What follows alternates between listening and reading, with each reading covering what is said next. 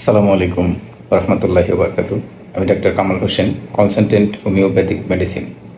আজকে যে বিষয়টি নিয়ে আলোচনা করব সেটি হচ্ছে বাচ্চা না হওয়া বা বন্ধ্যাত্বর সমস্যা। বাচ্চা না হওয়ার সমস্যা কেন হয় না? অনেক চিকিৎসা করিয়েছেন, আইভিএফ করিয়েছেন, আইইউআই করিয়েছেন, যত প্রকার চেষ্টা আছে করিয়েছেন, বাট তারপরেও বাচ্চা হচ্ছে না। এটা বিভিন্ন কারণ হতে পারে। কারণ আপনার হাজব্যান্ডের সমস্যা থাকতে পারে, আপনার নিজের সমস্যা থাকতে পারে, পিসিওএসের সমস্যা থাকতে পারে, হরমোনাল সমস্যা থাকতে পারে, শুক্রাণুর সমস্যা থাকতে পারে, ডিম্বাণুর সমস্যা থাকতে পারে, জরায়ুতে সিস্ট থাকতে পারে। অনেক কারণ, যদি বলি কারণ বলে শেষ করা যাবে না। তো এ ধরনের কারণ যাদের আছে, যেমন জরায়ুতে সিস্ট, ওভারিতে সিস্ট, জরায়ুতে ইনফেকশন, অনেক ধরনের কারণ। তো ওভারিতে সিস্ট থাকলে অনেক সময় বাচ্চা কনসিভ হতে চায় না। সেই ক্ষেত্রে ডাক্তার দেখাইলে অ্যালোপ্যাথিক ডাক্তাররা বলেন যে এটাকে অপারেশন করতে হবে, সার্জন বলেন অপারেশন করতে হবে, দেন অপারেশন করালেন, তারপরে কি বাচ্চা হবে কি হবে না এটা কতখানি সিওরিটি দেওয়া যাবে? আমি যেটা বলবো সেটা হচ্ছে যে আগে বাচ্চা কনসেপ্ট করেন, দেন অপারেশন করেন। সিস্ট হয়েছে, সমস্যা নাই। সিস্ট কত বড় হয়েছে, যত বড়ই হোক, আগে ওষুধ খায় ছোট করেন সিস্টগুলো। হোমিওপ্যাথি ওষুধ খেলে সিস্ট ছোট হয়ে যায় আস্তে আস্তে।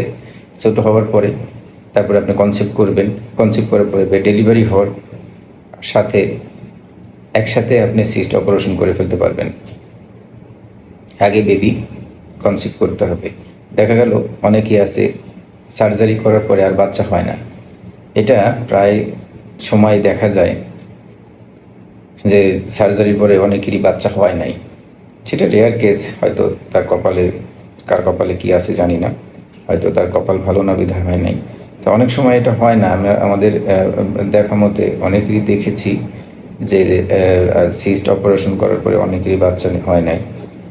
যা বলবো যে সিস্ট ছোটো করুন, সিস্ট ছোটো করার পরে কনসেপ্ট করুন, কনসেপ্ট করার পরে সিস্ট অপারেশন করেন বা যাই করেন, করা যাবে। আগে বেবি হওয়া দিয়ে কথা, বেবি আগে কনসেপ্ট করতে হবে, বেবি আগে হতে হবে।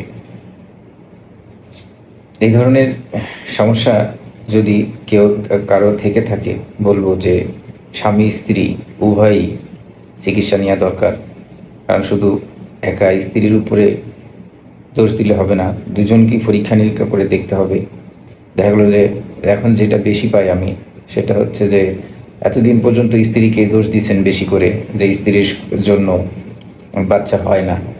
দেখা গেল চেক করার পরে স্ত্রীর সব কিছু রিপোর্ট নর্মাল, স্ত্রীর কোনো সমস্যা নাই, ডাক্তার বলে দিলেন যে স্ত্রীর কোনো সমস্যা নাই। তাহলে সমস্যা কোথায়? এখন আসছেন হাজব্যান্ড সাহেব।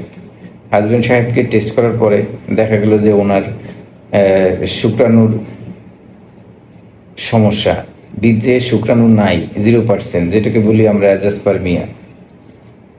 এই শুক্রাণু যদি আপনার 0% থাকে তাহলে তার আপনার বেবি হবে না।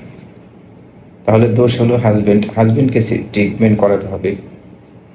শুক্রাণু 0% থাকলে হোমিওপ্যাথিতে ভালো ভালো ওষুধ রয়েছে, ট্রিটমেন্ট করালে 3 থেকে 4 মাস ওষুধ খাওয়ালে শুক্রাণুর মাত্রা বৃদ্ধি হয়ে যায়, 40 থেকে 45% পর্যন্ত বৃদ্ধি হয়। এরকম আমরা করেছি। যাদের বাচ্চা হয় না ট্রিটমেন্ট করে তাদেরও অনেকেরই বাচ্চা হয়েছে।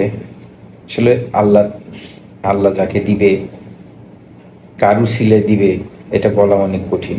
লাখ লাখ টাকা খরচ করে ফেলছেন মেডিসিন খাইতে খেতে, অ্যালোপ্যাথিক ওষুধ খেতে খেতে, ফকিরের ওষুধ খেতে খেতে, হার্বাল খেতে খেতে, অনেক জায়গায় আসলে যার বেবি হয় না, যে যেটা বলে ফকির ফকরা উঝা, কতজনের কাছে গিয়েছেন একটা বাচ্চার জন্য। আসলে এরকমই হয়, যার নাই সেই কষ্টটা বুঝে। আমরা এটা আসলে বুঝবো না, আমরা ডাক্তার যে বিধায় আমরা জানি। আমি যেটা করি আসলে, আমি মূলত এইসব রোগীদের চিকিৎসা দেই, ওষুধ দেই, ডায়েট প্ল্যান যেটা আছে ডায়েট চার্ট করে দেই, তারপরে হচ্ছে আপনার এক্সারসাইজ প্ল্যান যেটা আছে এক্সারসাইজ প্ল্যানটা করে দেই। এই 3টা জিনিস যদি কেউ মানতে পারেন তাহলে কি, 1 নাম্বার হচ্ছে মেডিসিন, 2 নাম্বার হচ্ছে ডায়েট প্ল্যান, 3 নাম্বার হচ্ছে এক্সারসাইজ প্ল্যান। আপনার এই 3টা যদি কেউ মানে তার বাচ্চা হবে ইনশাআল্লাহ, হতেই হবে, আল্লাহ দিবে ইনশাআল্লাহ। যাই হোক, যদি এই 3টা কেউ মানতে পারেন, medicine, diet plan, exercise plan, এগুলো মানলে, আল্লাহর পথে চললে আপনাদের বেবি কনসিভ করবে ইনশাআল্লাহ। যাই হোক, কথার মাঝে ভুল ত্রুটি হলে ক্ষমা সুন্দর দৃষ্টিতে দেখবেন। নিয়মিত নামাজ আদায় করবেন। ভালো থাকবেন। আসসালামু আলাইকুম ওয়া রাহমাতুল্লাহি ওয়া বারাকাতুহু।